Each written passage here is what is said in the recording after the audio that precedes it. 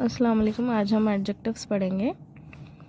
Adjectives and their order in a phrase. एक phrase में adjectives और वो एडजेक्टिव्स का जो है ऑर्डर के बारे में पढ़ेंगे, कैसा किस तरीक़े से एडजेक्टिव्स को ऑर्डर में प्लेस किया जाता है उसके बारे में पढ़ेंगे। Look at the following sentences from the reading passage. Usha was a tiny village girl. यहाँ पर उषा क्या है, उषा कैसी है, एक छोटी सी विलेज गर्ल है। Usha was a tiny village girl, वो एक छोटी सी विलेज गर्ल थी। She was an extremely bright student. तो यहाँ पर क्या बोल रहे हैं कि वो जो है उषा एक बहुत ही ब्राइट स्टूडेंट थी, बहुत अच्छा पढ़ने वाली बच्ची थी। तो ये फर्स्ट सेंटेंस में भी जो है एडजेक्टिव यूज़ किया गया और सेकंड सेंटेंस में भी दो एडजेक्टिव्स यूज़ किए गए। तो एडजेक्टिव्स जो यूज़ करते उसका एक ऑर्डर रहता, एक फ्रेज़ के अंदर, एक सेंटेंस के अंदर एडजेक्टिव्स जो है एक ऑर्डर में प्लेस किए जाते। ठीक है, आज हम उन ऑर्डर्स के बारे में पढ़ेंगे कि एडजेक्टिव्स को किन ऑर्डर में प्लेस किया जाता। क्योंकि कभी कभी डीएससी या टेट के क्वेश्चंस में ऐसा दिया जाता कि एक से दो तीन जो है एडजेक्टिव्स दिए जाते, तो हमको समझ में नहीं आता कि कौन सा एडजेक्टिव कब आना चाहिए, ये आना चाहिए या वो आना चाहिए। तो इसमें हम कंफ्यूज होते हैं। इस वजह से जो है इनका ऑर्डर अगर मालूम हो गया तो फिर अपने लिए बहुत आसानी हो जाती। The underline words are adjectives, they describe Usha. तो यहाँ पर जो एडजेक्टिव्स के बारे में पढ़े हम, वो उषा को डिस्क्राइब कर रहे हैं, उषा कैसी है उसके बारे में डिस्क्राइब कर रहे हैं। We may use more than one adjective to describe a person. हम जो है एक इंसान को या प्लेस को, थिंग को और किसी चीज़ को डिस्क्राइब करने के लिए एक से ज़्यादा एडजेक्टिव्स यूज़ कर सकते। ऐसा नहीं रहता कि एक ही एडजेक्टिव यूज़ कर लिए हो गया, वैसा नहीं रहता। हम कितने भी एडजेक्टिव्स यूज़ करके उस इंसान के बारे में, उस चीज़ के बता सकते। तो एक चीज़ को या नहीं तो जगह को या नहीं तो एक इंसान को या नहीं तो ऑब्जेक्ट को डिस्क्राइब करने के लिए एक से ज़्यादा एडजेक्टिव्स यूज़ कर सकते। जैसा कि एक इंसान है, वो गिड्डा हो सकता, काला हो सकता, मोटा हो सकता और अच्छे नेचर का मालिक हो सकता। ठीक है, तो एक इंसान के अंदर कई क्वालिटीज़ रहते हैं। उसी तरीके से एक जगह है, वो भी जो है कई क्वालिटीज़ की मालिक रहती है एक जगह। जैसा कि कुछ ठंडे मुकामात, वहाँ वो कैसे रहते, खूबसूरत रहते, ठंडे रहते, दिलकश रहते। ठीक है, तो ये सारे एडजेक्टिव्स एक प्लेस के लिए इस्तेमाल किए जा सकते हैं। तो इस बात से हमको ये पता चल रहा कि एडजेक्टिव्स एक ही यूज़ करने की ज़रूरत नहीं है, बल्कि उस चीज़ को डिस्क्राइब करने के लिए, उसकी क्वालिटी को डिस्क्राइब करने के लिए कितने भी एडजेक्टिव्स यूज़ कर सकते हैं उसकी मुनासिबत के हिसाब से। They may give us information about things like quality, color, age, make, shape, etc. of a person, place, thing or an object. ठीक है, तो इससे हमको क्या पता चलता, एडजेक्टिव्स के ज़रिए हमको इन्फॉर्मेशन पता चलती किसकी, कि वो इंसान, प्लेस, थिंग या ऑब्जेक्ट जो है किस क्वालिटी की है, किस कलर की है, क्या उसका एज है, कैसा वो बनाया गया और उसका शेप क्या है वगैरह। तो यहाँ पर देखिए क्वालिटी कैसी रहती है, ए प्लेजेंट डे। ठीक है, दिन की क्वालिटी कैसी है, ए प्लेजेंट डे, बहुत अच्छा दिन है, बहुत खुशनुमा दिन है। Age, a young man. तो एज कैसी है उसकी, यंग है। एज को डिस्क्राइब नहीं किया जा रहा है 40 साल 50 साल बल्कि नहीं बताया जा रहा, बल्कि एक यंग मैन है बल्कि बताया जा रहा है। इससे मालूम हो रहा है कि जवान है। Shape, a square table. तो टेबल कैसा है, स्क्वायर शेप का है। Size, a small room. तो साइज़ कैसा है रूम का, छोटा सा है। Temperature, a hot day. Colour, a black cat. ठीक है, तो इस तरीके से जो है सो quality, age, shape, size, temperature, colour को डिस्क्राइब किया जाता। ये सारे जो है डिस्क्राइबिंग वर्ड्स है, यानी कि डिस्क्राइबिंग वर्ड्स को हम एडजेक्टिव्स भी बोल सकते हैं। अब यहाँ पर देखिए ऑर्डर ऑफ एडजेक्टिव्स। हम अभी पढ़े थे ना कि एडजेक्टिव्स को जो है एक ऑर्डर में प्लेस किया जाना चाहिए। तो यहाँ पर देखेंगे हम, when we use 2 or more adjectives to describe a noun, we have to take care of their order. जब हम किसी नाउन को, किसी नेम को जो है सो डिस्क्राइब कर रहे एडजेक्टिव्स के ज़रिए, एक से दो एडजेक्टिव्स के ज़रिए हम जब एक नाउन को डिस्क्राइब कर रहे, तो हमको जो है उसके ऑर्डर के बारे में ख्याल रखना चाहिए। The position of the adjectives depend on how closely they are related to the noun. Position क्या बताता कि वो कितने closely related है.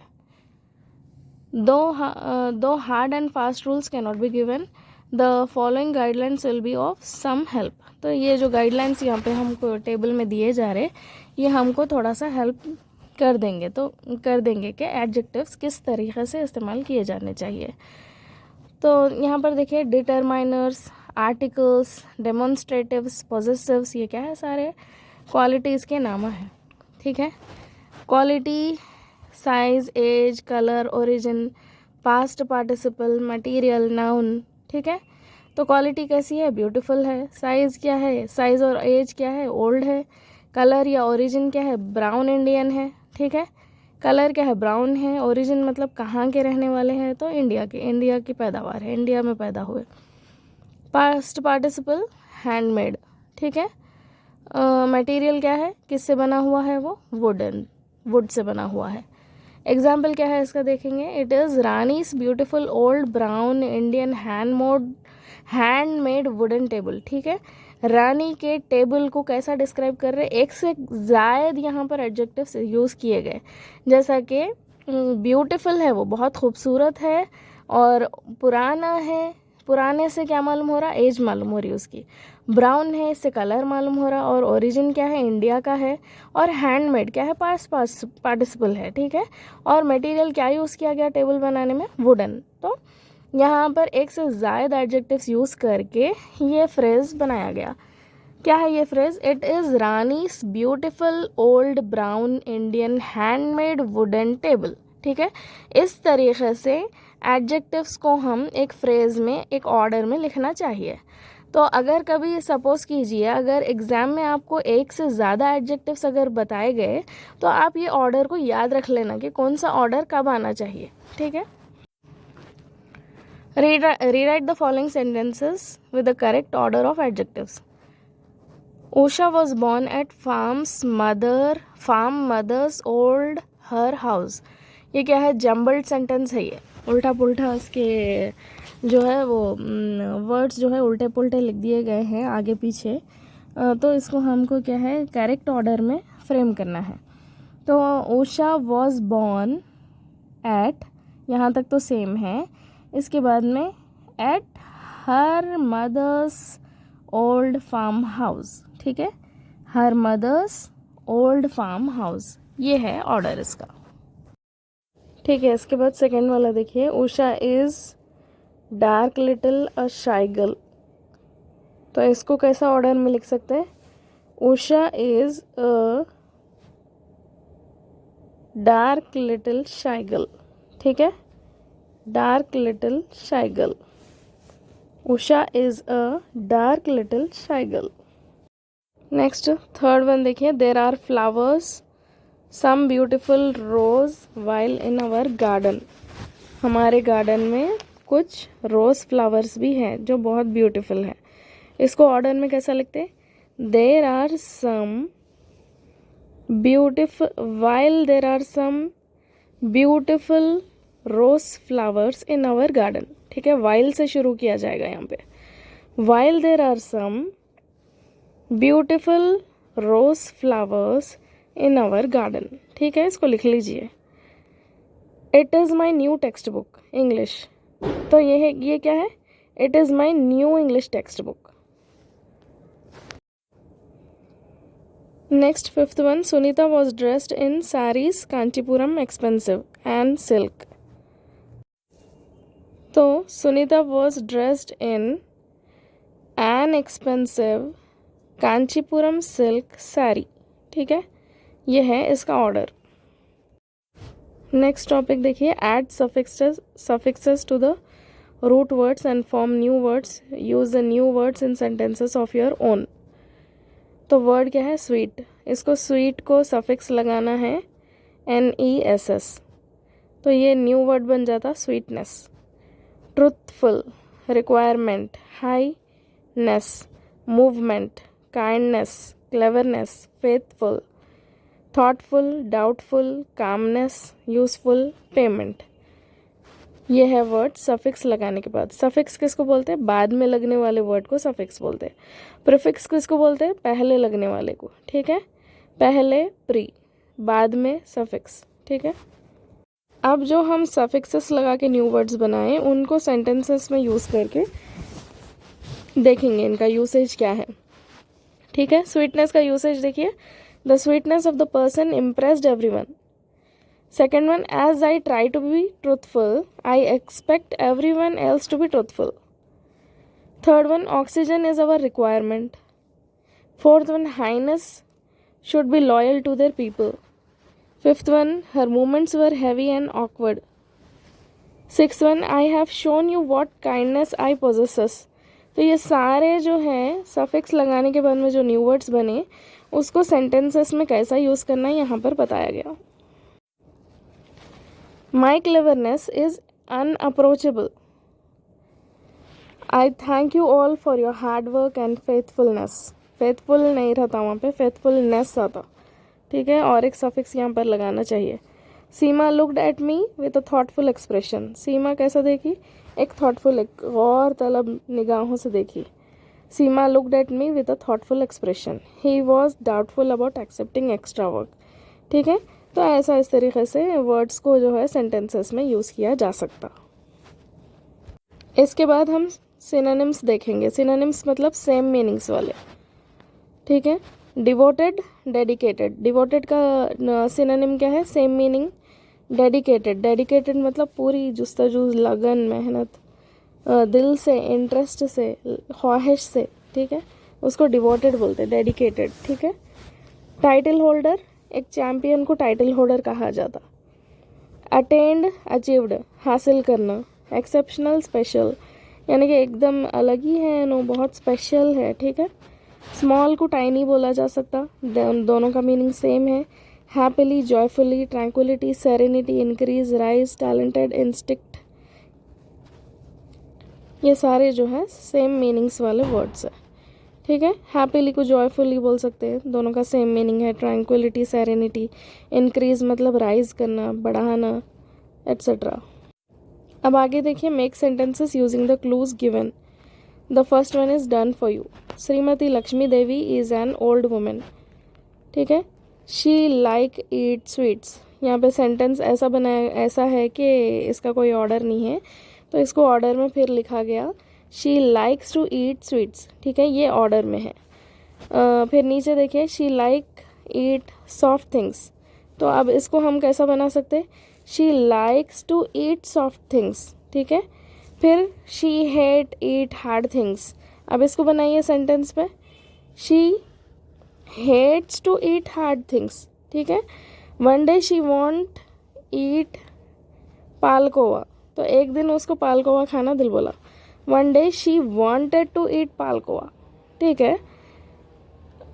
She ask her neighbour buy some palkova, तो उन्हें क्या करी, उसके नेबर को बोली थोड़ा मेरे को पालकोवा ख़रीद के ला के दो बोल के बोली। तो she asked her neighbour two by, यहाँ पे आस्क जो है आस्क्ड हो गया, बाई जो है टू बाई हो गया, टू ऐड हो गया यहाँ पे, टू बाई सम पालकोवा, ठीक है। The young women agree get some, तो यंग वुमेन क्या करी, ठीक है बोल के मान गई, लेके आती हूँ बोल के। द यंग वुमेन अग्रीड, तो यहाँ पे क्या है, the young women agreed to get some, तो एग्री के पास जो है, एग्री जो है पास्ट टेंस में कन्वर्ट हो गया और अग्रीड बन गया और गेट के साथ टू लग गया, टू गेट सम, ठीक है। She promised to buy a kilo, ठीक है। The old women promised to pay her letter. समझ में आ रहा ना चेंजेस कैसा यहाँ पर किए जा रहे? प्रॉमिस को प्रॉमिस्ड बना दिया और पे के साथ टू लगा दिए, ठीक है। In the market the young women remember buy something for Lakshmi Devi, market में यंग वुमेन को याद आया कि लक्ष्मी देवी के लिए कुछ खरीदना है। In the market the young women remembered to buy something for Lakshmi Devi, she bought pakoris, the old women refuse pay, तो उन्हें क्या करी, भूल गई क्या लेना था, भूल गई, भूल के क्या करी, पालकोवा लाने के बजाय पकौड़ीज ला ली, तो ओल्ड वुमेन क्या करी, रेफ्यूज़ कर दी पे करने से। तो ये सेंटेंस कैसा बनता, ये सेंटेंस जो है शी बॉट पकौड़ीज, ये तो करेक्ट है, इसमें कुछ भी करेक्शन की ज़रूरत नहीं है. द ओल्ड वुमेन रेफ्यूज्ड टू पे. ठीक है, hope you have understood this.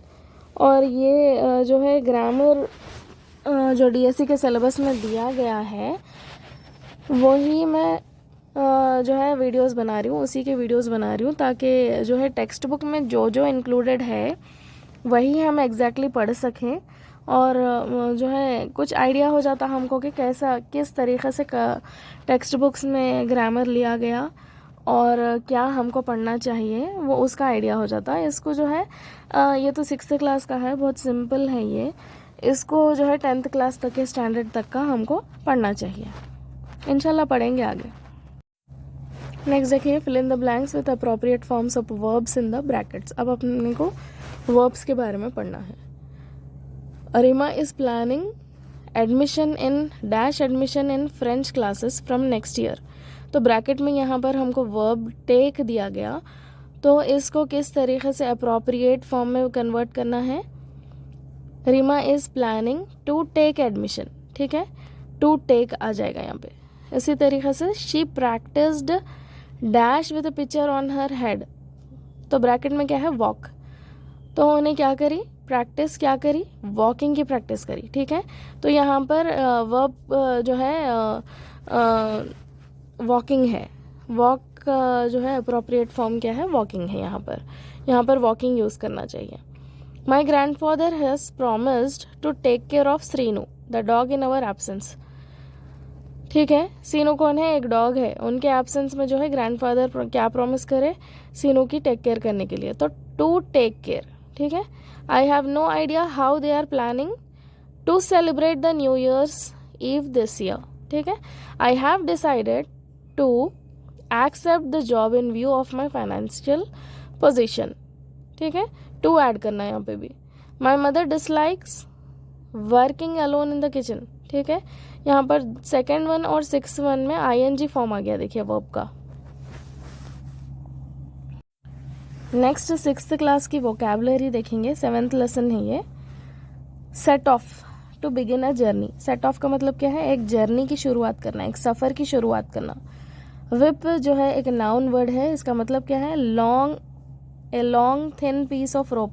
एक लंबी रस्सी, एक लंबी बारीक रस्सी या नहीं तो लेदर. ठीक है, लैश ये भी नाउन है. A hit with a whip. Whip से मारा जाना को जो है सो लैश बोलते. ठीक है, लैश मतलब कोड़े बरसाना. यहाँ पर कुछ सेंटेंसेस दिए गए हैं, इनको रीअरेंज करना है. Went to the king's palace with a gift the fisherman. तो इसको अरेंज करिए. The fisherman went to the king's palace with a gift. ठीक है. Second one, did not have enough money for his daughter's marriage, the fisherman. तो इसको arrange करिए. The fisherman did not have enough money for his daughter's marriage. Next, third one देखिए. Stopped the gatekeeper him. The gatekeeper stopped him. ठीक है, कहाँ से शुरू करना, द गेट कीपर से शुरू करके हिम पे ख़त्म करना. 200 lashes the fisherman asked the raja to give him. The fisherman asked the raja to give him 200 lashes. ठीक है, इस तरीके से इसको ऑर्डर में रीअरेंज करना रहता. अब फर्दर और भी 4 सेंटेंसेस है, इसको आप प्रैक्टिस करिए. अगर सिर्फ सुन लिए और खामोश बैठ गए तो जो है स्टैग्नेट हो जाता हमारा ब्रेन. तो इसको अगर हम सुनने के बाद में अगर प्रैक्टिस करने की कोशिश करें तो वो अपने दिमाग में जो है सो बात रह जाती. तो ये जो 4 सेंटेंसेस है इसको प्रैक्टिस कीजिए. नेक्स्ट देखिए वोकैबुलरी में, read the following sentences carefully. The fisherman placed the fish with a great respect at the raja's feet. तो यहाँ पर raja's feet. The underline word can be replaced with politeness. तो ये जो अंडरलाइन वर्ड है रेस्पेक्ट, इसको पोलाइटनेस से भी रिप्लेस किया जा सकता है. यानी कि रेस्पेक्ट के बजाय पोलाइटनेस ये वर्ड भी यूज़ किया जा सकता है वहाँ पे सेंटेंस में. The word politeness in the above context means respect. Politeness का मतलब क्या है, ऊपर के सेंटेंस में पोलाइटनेस का मतलब रेस्पेक्ट के ही आते हैं. Words which give similar meanings as other words are called synonyms. तो जो वर्ड्स दूसरे वर्ड्स में भी सेम मीनिंग अगर दे रहे तो उनको क्या बोलते? सिनोनिम्स बोलते। ठीक है, सेम मीनिंग वाले। अब यहाँ पर देखिए, the king felt ashamed to have bad servant in his court, dismissed, cheat, wisdom, praised, successful. ये सारे वर्ड्स जो है ना, इनके सिमिलर मीनिंग्स हमको मालूम करना है। अब इस बिट में देखिए, ऑपोजिट मीनिंग वाले सेंटेंस वर्ड्स जो है यूज़ करना है। The king liked the fisherman but dash the gate keeper. तो अंडरलाइन वर्ड क्या है? लाइक्ड है। इसका ऑपोजिट क्या रहता? डिसलाइक। ठीक है, फिशरमैन को लाइक करा और गेट कीपर को डिसलाइक किया। The bad servant was dash and the fisherman was rewarded. Rewarded का ऑपोजिट क्या रहता? पनिश्ड। ठीक है, thus the wise fisherman taught a lesson to the foolish gatekeeper। wise का क्या है? foolish आ जाता। a suffix is a letter or a group of letters added at the end of a word to make a new word। suffix क्या है? एक letter है या group of letters है जो एक वर्ड के एंड में ऐड किया जाता ताकि एक नया वर्ड बना सके। जैसा कि यहाँ पर एग्जाम्पल में क्या है? Kind plus ness, kindness. Colour plus ful, colourful. ठीक है, तो यहाँ पर नेस,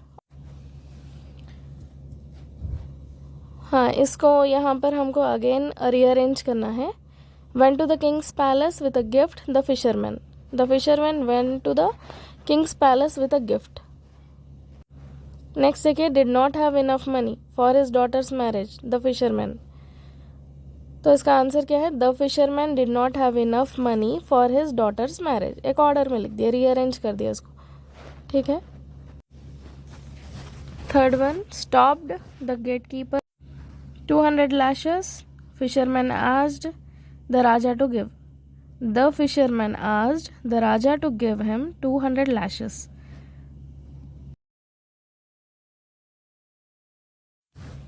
अब यहाँ पर देखिए, सफिक्सेस। सफिक्स क्या है? आईएनजी ऐड किया जा रहा है। यहाँ पे एक वर्ड को सफिक्स आईएनजी लगा के जो है नया वर्ड बनाया जा रहा। Ask plus ING asking, set plus ING setting. तो इसी तरह, तो फिर again get plus ING getting, look plus ING looking. ये भी देख लीजिए। अब हम प्रेजेंट कंटिन्यूस टेंस के बारे में पढ़ेंगे। Complete the following sentences using the present continuous forms. The old man is silence. The old man is silence. He is pondering on what advice he has to give to the soldier.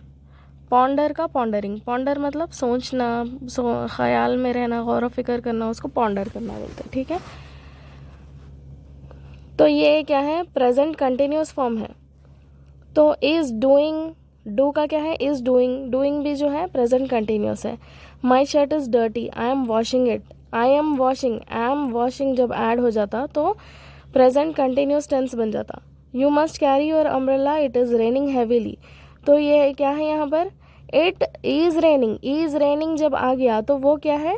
Present continuous tense बन जाता। ठीक है, study के साथ is studying जब आ जाएगा, don't disturb her, she is studying very seriously.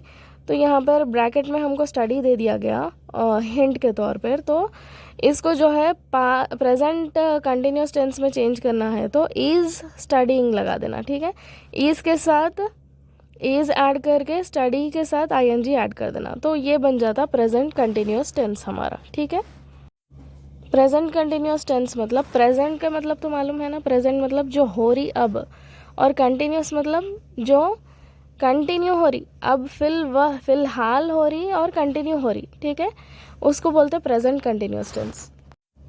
अब यहाँ पे ये सेंटेंस, ये जो पैराग्राफ है इसको पढ़। यहाँ पर क्वेश्चंस क्या है? Where are Dilip and Sindhu, what is Chanda doing, where is English teacher writing. ठीक है, ये पूरे वर्ड्स जो है ना प्रेजेंट कंटिन्यूस बता रहे हमको। डूइंग, राइटिंग, ठीक है, मरमरिंग, ये सारे प्रेजेंट कंटिन्यूस है, फिलहाल हो रहे। ठीक है, इसको प्रेजेंट कंटिन्यूस बोलते हैं। अब यहाँ पर एरर फाइंड आउट करना है। एरर मतलब गलती। Does not wash your hand in plate, does not नहीं यूज़ करते हम, do not wash your hands and plates बोल के बोलते हैं। Please paying the bill before you leave, यहाँ पर देखिए पेइंग यूज़ किया गया, प्रेजेंट कंटिन्यूस फॉर्म, पे का प्रेजेंट कंटिन्यूस फॉर्म यहाँ पर यूज़ किया गया, हालांकि वो सेंटेंस जो है इनअप्रोप्रिएट है, एरर है इसमें। तो हम प्लीज़ पे the bill before you leave use कर सकते हैं। Saw the menu card, saw कैसा हो सकता, सॉ नहीं होता, सी द मेन्यू कार्ड, ठीक है। Be patient till the food are served, are नहीं यूज़ करते, इज सर्व्ड यूज़ करते। Food from outside is not allowed here, no allowed दिया गया, नो अलाउड नहीं रहता, नॉट अलाउड हियर, ठीक है। The house keeper Madina eating house, house keeper of Madina eating house, ठीक है। ये आंसर्स है इसके, आप लोग एक बार रेफर कर लीजिए। अगेन इस बिट में read the following sentence from the text and notice the underline word. I am getting 200 lashes from him, तो I am getting, I am जब यूज़ हो जाता आ जाता तो हम क्या बोलते कि वो प्रेजेंट में हो रहा, और गेटिंग क्या है, प्रेजेंट पार्टिसिपल है ये, ठीक है। Underline word in the above paragraph is a present participle. Getting क्या है, प्रेजेंट पार्टिसिपल है। It is formed by adding the suffix ing to the verb. Get को जो है ing लगा दिया गया तो वो प्रेजेंट पार्टिसिपल बन गया, ठीक है।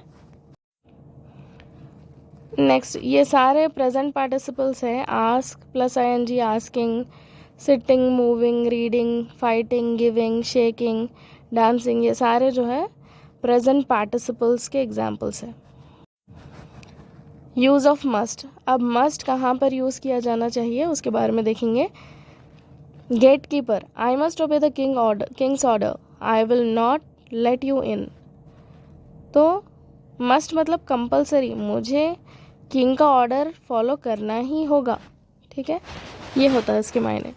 इन the above sentence must shows some obligation and compulsion, यहाँ पर ऊपर के सेंटेंस में मस्ट क्या बता रहा, एक ऑब्लिगेशन, कंपल्शन, यानी कि कंपलसरीली वो किंग की जो है बात को मानना ही होगा। ऑब्लिगेशन मतलब बहुत ज़्यादा ज़रूरी है, और कंपलसरी है उस चीज़ को जो है मस्ट, वहाँ पर मस्ट यूज़ किया जाता। At that point of time we will use must, ठीक है।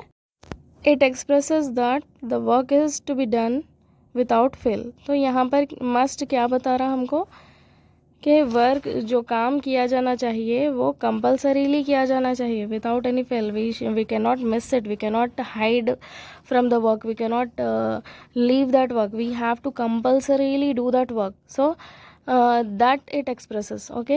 Give sentences of your own where only must can be used. Example, you must stop at the traffic light, तो यहाँ पर क्या है, ट्रैफिक लाइट पे कंपलसरीली हमको रुकना ही चाहिए, ये ऑब्लिगेशन है, कंपल्शन है, ठीक है ना। ट्रैफिक लाइट पे रुकना ही चाहिए, अगर नहीं रुके तो एक्सीडेंट्स हो जाते, ठीक है। तो मस्ट कब यूज़ किया जाता, समझ में आ गया ना आप लोगों को। अब यहाँ पर देखिए ये टेबल में टाइम ऑफ द डे बताया जा रहा और एक्टिविटी बताई जा रही, एक टाइम पे कौन सी एक्टिविटी करनी चाहिए वो टाइम टेबल है ये। तो 5 AM को gets up from the bed, ठीक है, एक बच्चे का टाइम टेबल बताया जा रहा है ये। तो अब गेट्स अप फ्रॉम बेड को जो है मस्ट लगा दीजिए आप, क्या होता, he must get up from the bed at 5 AM, ठीक है। He must brush his teeth, he must take bath, he must attend his homework, ठीक है। He must take his breakfast, he must walk the main road to board the school bus, ठीक है। He must reach the school at 8:30 AM, he must attend the classes at the school, ठीक है। ये सारे चीज़ें इसके लिए compulsion है, ज़रूरी है, ऑब्लिगेशन है, ये मतलब बहुत ज़्यादा ज़रूरी है, और कंपलसरीली इसको ये टाइम टेबल 5 बजे से लेके 4:30 तक का मेंटेन करना ही होगा। 5 बजे से लेके 4:30 तक जो जो काम करने चाहिए वो उसको कंपलसरीली करना ही होगा, तो उस वक्त हम मस्ट यूज़ करते, ठीक है। कभी कभी क्वेश्चन में जो है मस्ट, शल, विल, वुड ऐसा आ जाता, तो हम क्या देख के हम मस्ट चूज़ कर सकते, बोलिए। कंपल्शन अगर दिख जा रहा सेंटेंस के अंदर, कंपल्सरीली उसको करना ही है, बल्कि अगर दिख जा रहा, समझ में आ जा रहा वो सेंटेंस, तो उस वक्त आप मस्ट यूज़ कर लीजिए, ठीक है ना। अब यहाँ पर प्रेजेंट कंटिन्यूस टेंस के बारे में पढ़ेंगे हम। It is 4 PM now, all the children at the play are at play, Raju and his friends are playing. Are playing क्या है, प्रेजेंट कंटिन्यूस टेंस है। इज प्रैक्टिसिंग रनिंग, ठीक है, Sindhu is practising running. Is practising भी क्या है, is क्या है, प्रेजेंट है, प्रैक्टिसिंग जो है कंटिन्यूस टेंस है, ठीक है। इज गिविंग, आर वॉचिंग, ये सारे जो अंडरलाइन वर्ड्स है ये क्या है, प्रेजेंट कंटिन्यूस टेंस बता रहे। The underline words in the passage above refer to an action in progress. वो अंडरलाइन वर्ड्स क्या बता रहे हैं हमको, एक एक्शन, एक काम जो प्रोग्रेस में है, अभी फिल वक्त चल रहा, वो बता रहे, तो वो क्या है, प्रेजेंट कंटिन्यूस टेंस है। That means it gives an idea that action is not completed yet. मतलब इससे क्या पता चल रहा हमको कि वो एक्शन अभी कंप्लीट नहीं हुआ, but is still going on, अभी वो चल रहा, वो काम चल रहा। This is called present continuous tense. इसको हम प्रेजेंट कंटिन्यूस टेंस बताते। जो काम प्रेजेंट में चल रहा उसको हम प्रेजेंट कंटिन्यूस बताते। और प्रेजेंट कंटिन्यूस कैसे वर्ड्स को देख के हम प्रेजेंट कंटिन्यूस है बोल के बता सकते हैं, जहाँ पर वर्ब जो है प्रेजेंट में है, इज है, आर है, ठीक है, ये अगर आ रहा तो प्रेजेंट बता सकते हैं। और आईएनजी अगर है साथ में, वर्ब के साथ आईएनजी अगर है, तो उस वक्त हम उसको प्रेजेंट कंटिन्यूस टेंस में है बोल के बता सकते हैं। नेक्स्ट बिट देखिए, complete the following sentences using the present continuous form. अब यहाँ पे कुछ सेंटेंसेस दे दिए गए हैं, उसको जो है प्रेजेंट कंटिन्यूस सेंटेंसेस में फॉर्म में जो है हमने को लिखना है। The old man is silent, he is pondering. Is pondering क्या है, प्रेजेंट कंटिन्यूस हो गया। He has not done his homework, he is doing now. Is doing जब आ गया तो वो क्या है, प्रेजेंट कंटिन्यूस बन गया। My shirt is dirty, I am washing it, ठीक है। You must carry your umbrella, it is raining heavily, ठीक है, इट इज़ रेनिंग हैविली। वो ब्रैकेट, वो लाइन वहाँ पर लिखना नहीं आया तो ऐसे आईएनजी लिख दी मैं, ब्रैकेट में रेन है ना, तो इसे समझ जाइए। Don't disturb her, she is studying very seriously, ठीक है। ये थे हमारे present continuous forms. Hope you have understood this. ये था हमारा 6th क्लास का के टेक्स्ट बुक में जो ग्रामर पार्ट था ना, वो कवर हो गया आज। 4 वीडियोस के अंदर पूरा ग्रामर पार्ट कवर हो गया, 6th क्लास का ग्रामर पार्ट। और 6th क्लास के ग्रामर पार्ट में जो है वर्ब्स, प्रेजेंट कंटिन्यूस और जो है एडजेक्टिव्स के बारे में पढ़े हम, ठीक है। और ये एक लास्ट पेजेस में ये मेरे को थोड़ा इम्पोर्टेंट दिखा, तो मैं यहाँ पे आप लोगों के सामने रख दिए। तो ये सीसीई के बारे में है, कैसे टेस्ट, समेटिव असेसमेंट और फॉर्मेटिव असेसमेंट कैसा होते, और समेटिव असेसमेंट में क्या क्या डोमेन्स है, वो उसके बारे में ज़रा मेरे को इम्पोर्टेंट दिखा, तो मैं यहाँ पे ला ली। फर्स्ट में क्या है, ओरल परफॉर्मेंस। बच्चे का ओरल परफॉर्मेंस 10 मार्क्स का रहता। मार्क्स कितने अलॉट किए जाना चाहिए वो है ये। रीडिंग कॉम्प्रिहेंशन जो है 25 मार्क्स का रहता। वोकैबुलरी ग्रामर जो है 20 मार्क्स की। Convention of writing and spelling 5 marks, ठीक है। बुक्स के देते ना 5 मार्क्स। वो क्रिएटिव राइटिंग डिस्कोर्सेस यानी कि ऐसे राइटिंग हो गया, कुछ भी किसी टॉपिक के बारे में अगर लिख रहे तो वो एक क्रिएटिव राइटिंग रहती है, तो उसके 20 मार्क्स है, ठीक है। तो the marks 10 allotted for oral performance in summative assessment are based on the children oral performance during the period of particular summative assessment. तो 10 मार्क्स जो दिए जा रहे ओरल परफॉर्मेंस के, वो पूरा समेटिव असेसमेंट के दौरान वो 10 मार्क्स को जो है सो दिया जाता। तो ये थोड़ा इम्पोर्टेंट दिखा तो मैं यहाँ पर ऐड कर दी। इसी के साथ हमारा 6th क्लास का ग्रामर जो है कंप्लीट हो गया। नेक्स्ट हम 7th क्लास का ग्रामर स्टार्ट करेंगे। शुक्रिया, जज़ाकल्लाह।